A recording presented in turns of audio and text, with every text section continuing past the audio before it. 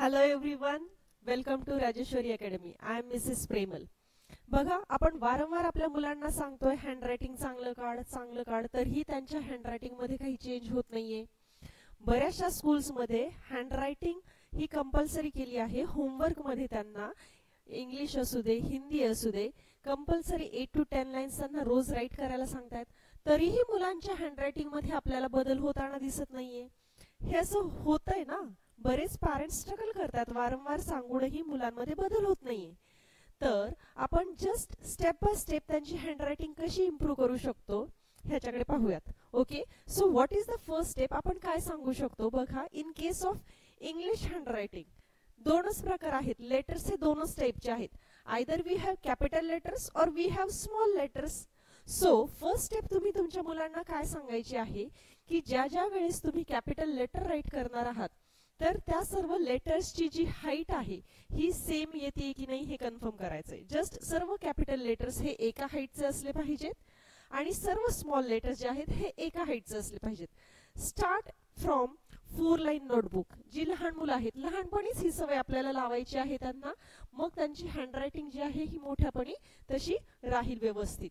C, suppose I am writing over here.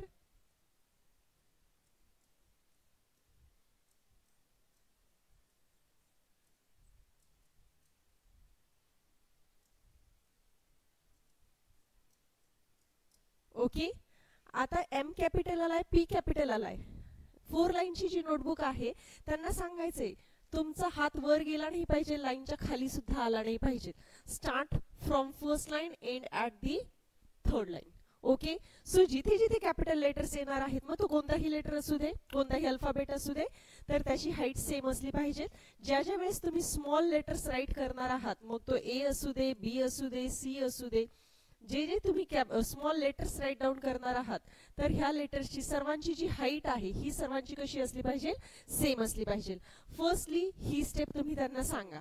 थोडा वेळ 5 minute 10 minute रोज त्यांच्या जवळ बसा. When they are doing their writing work, either it is their homework or you are taking their handwriting practice. Okay, second तुम्ही त्यांना काय सांगू शकता की जे अल्फाबेट्स येतात रोज एकच अल्फाबेट घ्या म्हणजे त्यांना कंटाळा येणार नाही. Do it from step 1 that की एक अल्फाबेट सिलेक्ट केला, सपोज ए घेतलेला आहे आज. ओके, ह्या लाईन्स आहेत. त्यांना सांगायचंय की सर्व ए जी आहेत हे तुमचे सेम येत आहेत की नाही हे पाहायचंय आपल्याला. Just ask them to write 1 page of only A. फक्त ए राईट करायला सांगा. सर्व ए त्यांचे सेम साईजचे आहेत की नाही हे त्यांच्याच लक्षात येईल. की मुलं काय करतायत, कधी मोठा गोल करतायत, कधी छोटा करतायत, कधी ही लाईन बाहेरच आलीये, कधी हा तिरकाच झाला, something like that. Okay, just simple वेनी तुम्ही तुमच्या मुलांचं हँडरायटिंग इम्प्रूव्ह करू शकता ह्या पद्धतीने. जर तुम्हाला माझे व्हिडिओज आवडत असतील तर माझ्या YouTube चॅनलला राजेश्वरी अकॅडमीला तुम्ही सबस्क्राईब करू शकता. माझी आजची जर ट्रिक तुम्हाला चांगली वाटली असेल तर तुम्ही तुमच्या फ्रेंड्सला शेअरही करू शकता. थँक्यू.